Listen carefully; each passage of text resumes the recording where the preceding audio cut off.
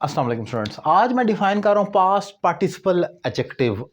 पहले तो मैं बताऊँ कि अगेन रिपीट करता हूँ एडजेक्टिव के हर लेक्चर से पहले जो एडजेक्टिव की डेफिनेशन है उसमें मैं एक लेआउट ज़रूर देता हूँ, आउटलुक। एडजेक्टिव क्या है? नाउन या प्रोनाउन को उनके नामों से नहीं, यानी कि किसी भी चीज़ को आसान लफ्ज़ों में जब उसके नाम से नहीं उसकी हालत से पुकारा जाए वो एडजेक्टिव है। अगेन एक ही एग्जांपल देता हूँ ताकि आपको समझने में आसानी हो। मेरा नाम अली है लेकिन कोई मुझे कहे तुम अली नहीं, तुम समझदार हो, सेंसिबल हो, तो मैं कहूँगा नहीं नहीं मैं तो अली हूँ। असल में मैं समझदारी की हालत में हूँ। कोई शख्स अगर मुझे मेरी हालत से पुकारेगा वो एडजेक्टिव कहलाएगा, जो मेरी हालत होगी। असल में वो नाउन होगा, वो अली होगा कोई, लेकिन मुझे अगर कोई मेरी हालत से पुकार रहा है तो मैं उसको एडजेक्टिव हम कहते हैं।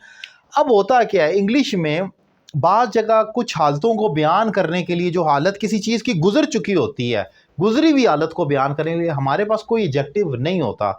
जैसे कि कोई शख्स परेशानी की हालत में है और वो परेशान हुआ है, यानी कि ऑलरेडी उसके अंदर वो ट्रैप हो चुका है परेशानी में और उसकी हालत परेशानी वाली हुई हुई है, तो हम उसे वरी की थर्ड फॉर्म वरिड बना देंगे कि यू आर वरिड, तुम परेशान हुए हुए हो।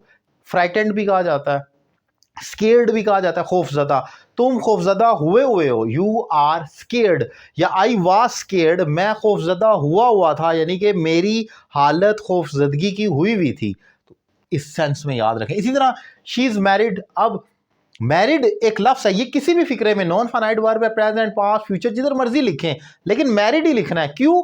क्योंकि उसकी शादी हुई है, हुआ है, एक्शन वो शादी वाला उसका डन हुआ है, तो हम मैरिड कहा करेंगे हमेशा। Engaged, are you engaged? जी हाँ जी, इंगेज जिसकी इंगेजमेंट हुई हुई है, तो इंगेज यानी इंगेजमेंट हुई है, उसकी हालत डन हुई है। ये तो ये पास्ट पार्टिसिपल एडजेक्टिव के तौर पर उसकी क्वालिटी को बयान करेगा। इंटरेस्टेड, शी इज़ इंटरेस्टेड या I am interested in you, मैं आप में दिलचस्पी रखता हूँ। तो इंटरेस्टेड यानी इंटरेस्ट हुआ है, ऑलरेडी डेवलप। सक्सीडिड, कामयाब हुआ।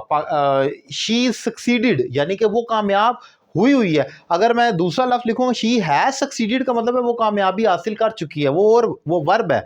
लेकिन अगर मैं कहूँ शी इज़ सक्सीडिड, इसका मतलब है वो कामयाब हुई है। इसी तरह डाइवोर्स का वर्ड आप यूज़ करते हैं कि शी इज़ डाइवोर्स्ड, इसका मतलब है कि डाइवोर्स का एक्ट उसके ऊपर ऑलरेडी अप्लाई हुआ है, वो इस हालत में है, ऑलरेडी हालत में है और हालत उसकी बीत चुकी है, यानी कि ऑलरेडी उस स्टेट में खड़ी है, वो डिवोर्स्ड हुई है। तो होता क्या है, हम वर्ब की थर्ड फॉर्म को एडजेक्टिव बनाकर अपने नाउन या प्रोनाउन की क्वालिटी को बयान कर देते हैं, जो उनकी ऑलरेडी हालत हुई होती है, बनी हुई होती है। तो ये मैंने आसान वर्डिंग में डिफाइन किया और ये हमेशा अपनी थर्ड फॉर्म में ही आते हैं। इसमें कंफ्यूज ना हो कि ये प्रेजेंट में आ गया, ये पास्ट में आ गया, ये फ्यूचर में कभी भी आ सकता है, लेकिन इन लफ्ज़ों को वर्ब की थर्ड फॉर्म के तौर पर इस्तेमाल किया जाएगा हालत को बयान करने के लिए। उम्मीद करता हूँ लेक्चर आपको पसंद आया होगा। Thank you very much.